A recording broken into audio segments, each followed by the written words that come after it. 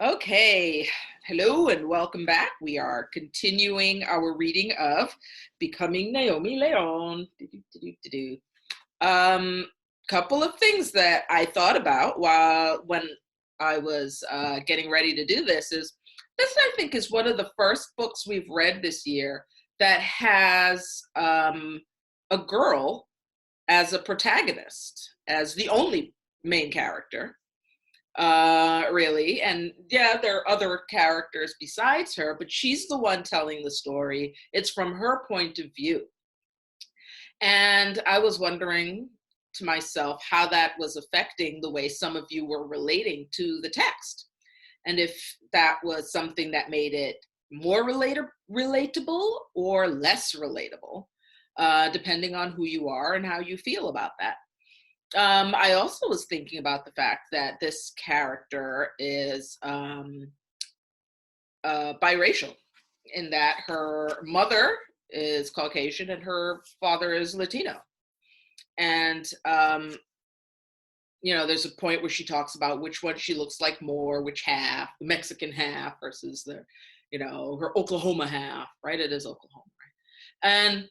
And I was thinking about that, and I was thinking about one of the reasons maybe why I like this story so much is because it makes me think of, ready? Guess who? Guess who it makes me think of? Because everything makes me think of my baby. The best human ever. That's my baby. Battery Park City. Oh, let's say old home. Hi, old home. Hi, Elijah. He's not your baby. I know he's your baby. It's always my baby. So anyway, my baby is biracial. His dad identifies as white, and I identify as Black, African American. I'm trying to see if I have a picture where it's all of us together, but no, I don't. Anyway, so he grew up mostly with my half of the family, so he thinks he's Jamaican. But he gets mistaken for not being biracial at all and just being white often enough, which leads to some wacky little escapades that if you get to meet him, you can ask him about himself. He'll tell you. Wait, what? What? Am I muted? Yeah. I'm not muted. Now you are unmuted. Before you were. I was saying identity. Oh, identity. Yeah. Okay. Yeah, we've been talking a whole lot about identity recently. And so, yes. Remember, she's got her hair done. She's looking all fabulous. She got new store-bought clothes. She's very excited. Chapter 6, A School of Fish. The minute I walked into the classroom, Miss Morimoto said, "Naomi, your hair looks lovely like that." I smiled at her and walked to my seat. Miss Morimoto was a Japanese version of Fabiola. She had the same exact curly hair, and instead of long aprons, she preferred flowing skirts in bright colors. Students at Buena Vista Elementary prayed to get assigned to Miss Morimoto for 5th grade because every year in January, she took the whole class out to dinner at a fancy restaurant and to a play at the Old Globe Theater in San Diego. It was her claim to fame.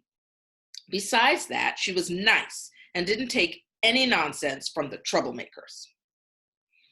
One of the boys from the back of the room yelled, "Ooh, Naomi." The boys all laughed, but the girls didn't, and I could see that they were inspecting me top to bottom. Sensing their stares, I sat down right away and busied myself with looking in my desk until the start bell rang. I was secretly smiling, but I sure wished I could control the warmth crawling up my neck and cheeks. Miss Morimoto clapped her hands to get our attention. "People," she always called us people, "I'd like you to meet a new student who has just transferred to Buena Vista, Blanca Paloma. She comes to us from Atascadero, California. Please make her feel welcome. Blanca? Miss Morimoto looked toward the side of the classroom. A skinny girl with long black hair, even curlier than Fabiola's or Miss Morimoto's, stood up and quickly sat back down. Maybe it was my French braid, or maybe Blanca didn't know yet that I wasn't one of the makeup sleepover girls. But at morning recess, she came right up to me and started chattering away. I didn't understand 2 words she said. I don't speak Spanish, I finally told her. Like a light flicking from on to off, she changed to English. You're not Mexican? Funny, you look Mexican. We just moved here, you know. My mom works for Value City.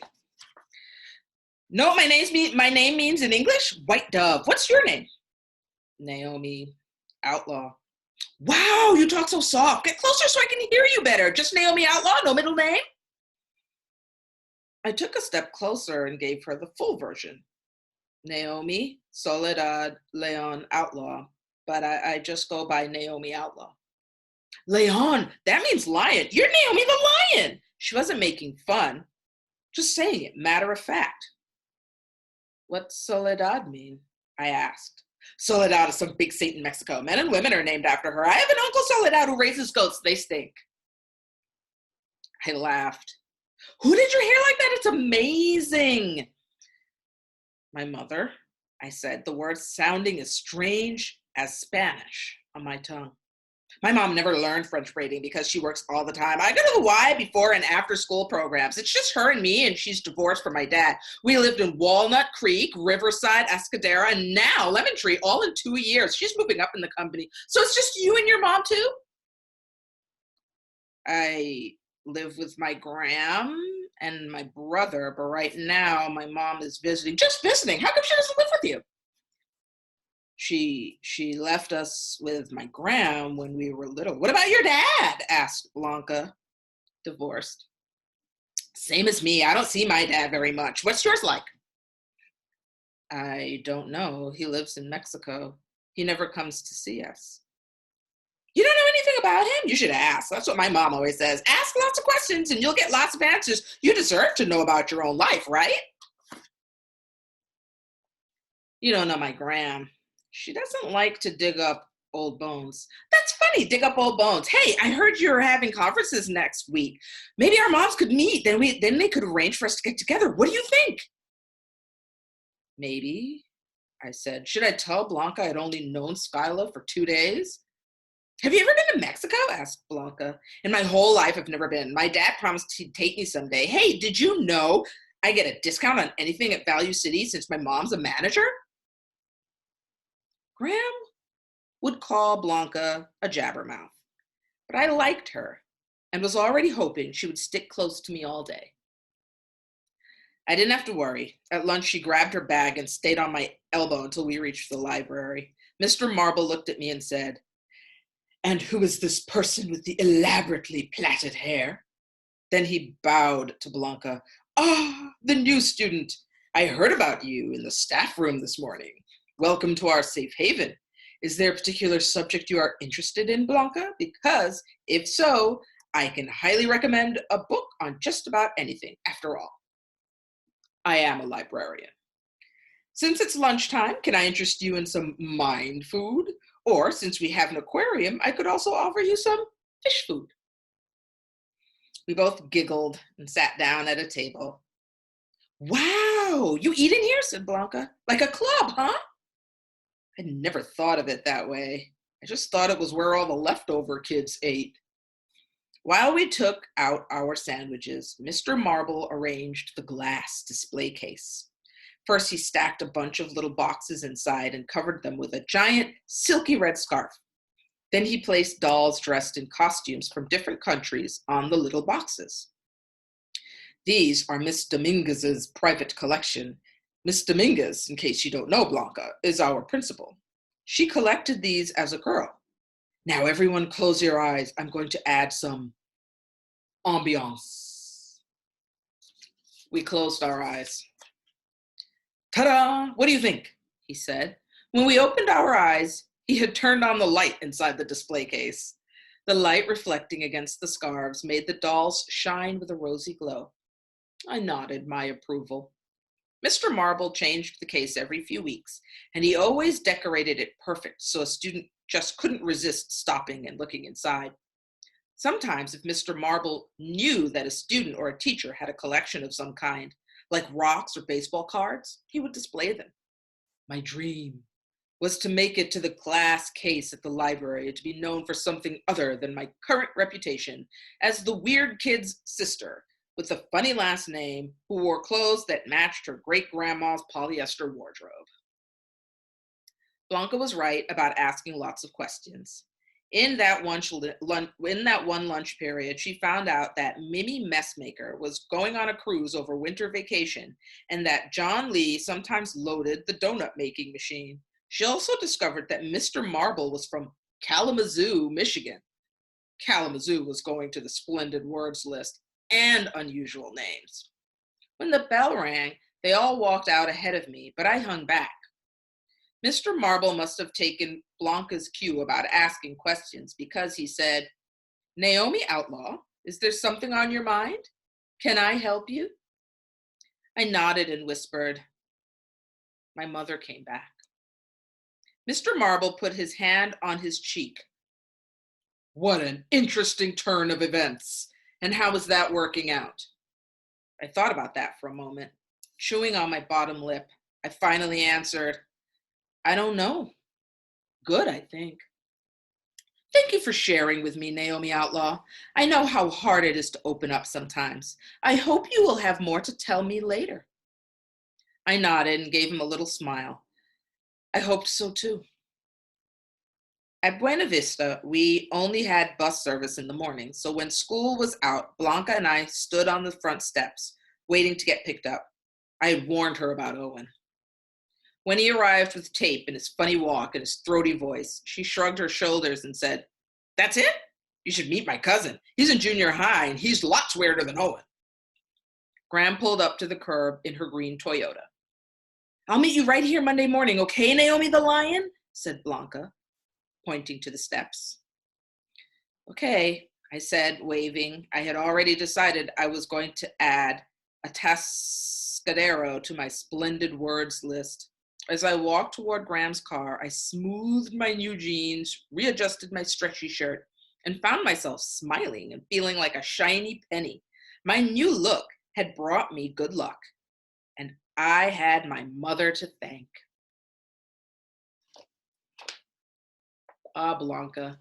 I know Stacy loves Blanca, but Blanca does something that was a big issue in our last read aloud in Thief of Always. No, I love Blanca because I love Blanca anyway, but I love how you read Blanca. It cracks me up.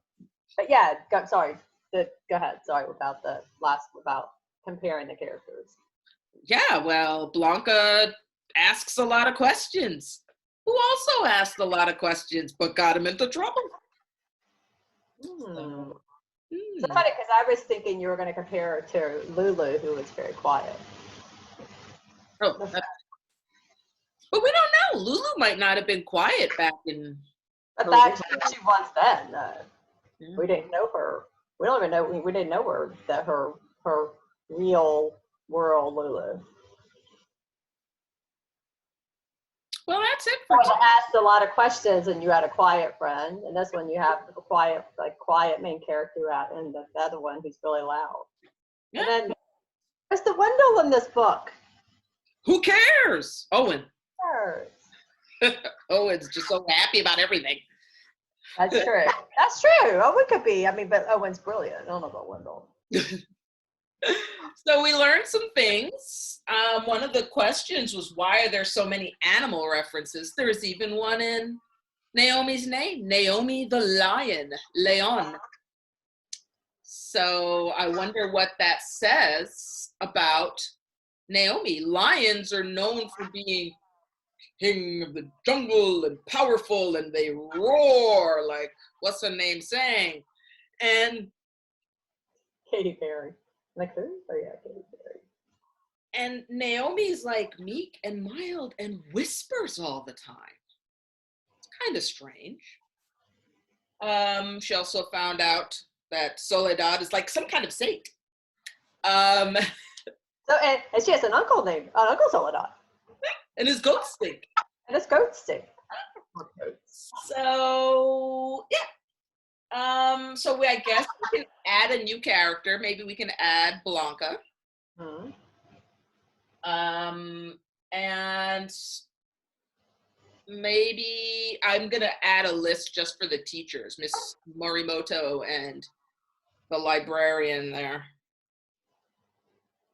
Mr. Marble. I'm a librarian. I like how she's like, oh, I just thought we were the leftovers. I like that. Like, it's a club. Oh, I just thought we were the leftovers. Yeah. So much for my sister. That's how my sister kind of felt in elementary school. She always kind of felt like an outcast and nobody liked her. And she was kind of mean, but that's just my sisterly thing. Like, she had a friend. She had friends. But she wasn't mean to other people. She was mean to me because I was her little sister. No, totally. Yeah, but she wasn't mean to other kids. She was actually really nice. All right, guys. So that was that chapter. Tune in next time for the next chapter. Bye, guys. Bye.